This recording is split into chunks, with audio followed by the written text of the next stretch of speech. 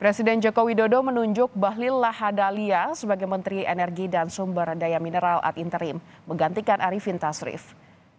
Penunjukan Bahlil Lahadalia sebagai Menteri Energi dan Sumber Daya Mineral ad interim tertuang dalam Surat Menteri Sekretaris Negara per 3 Februari 2022. Bahlil saat ini masih menjabat sebagai Menteri Investasi, Kepala Badan Koordinasi Penanaman Modal, Kepala Biro Layanan Informasi Publik dan Kerjasama Kementerian SDM Agung Pribadi membenarkan jika ada pergantian menteri sementara di Kementerian SDM.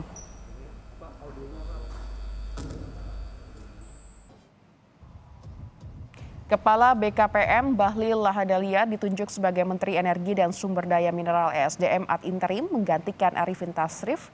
Diambil pemerintah karena kondisi kesehatan Menteri SDM yang sedang dirawat di rumah sakit karena terpapar COVID-19.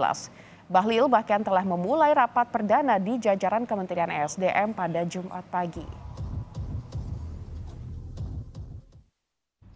Berdasarkan surat dari Menteri Sekretaris Negara tertanggal 3 Februari 2022, Presiden Joko Widodo menunjuk Menteri Investasi Kepala Badan Koordinasi Penanaman Modal, Bapak Bahlil Lahadalia, sebagai Menteri Energi dan Sumber Daya Mineral ad interim. Pada pagi hari ini, Jumat 4 Februari 2022, telah dilakukan rapat perdana Menteri ESDM ad interim dengan seluruh eselon 1 di lingkungan Kementerian Energi dan Sumber Daya Mineral.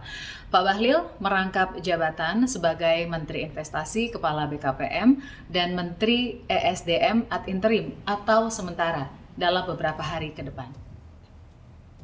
Sementara itu, Komisi 7 DPR belum menerima surat dari Presiden terkait penunjukan sementara Kepala Badan Koordinasi Penanaman Modal BKPM Bahlil Lahadalia sebagai Menteri Energi dan Sumber Daya Mineral SDM ad interim menggantikan Arifin Tasrif.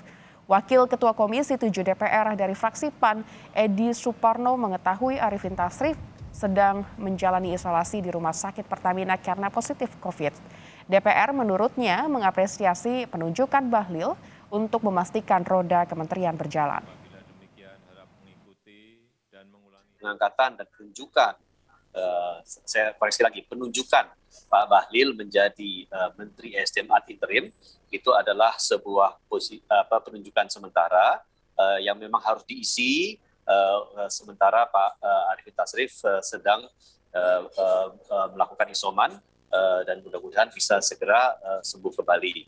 Jadi kami melihat pentingnya roda kegiatan di Kementerian SDM ini bisa berjalan, termasuk beberapa hal yang sekarang sini mendesak untuk dirampungkan, seperti misalnya Undang-Undang Energi Baru Terbarukan, jadi memang membutuhkan kepemimpinan efektif di Kementerian SDM.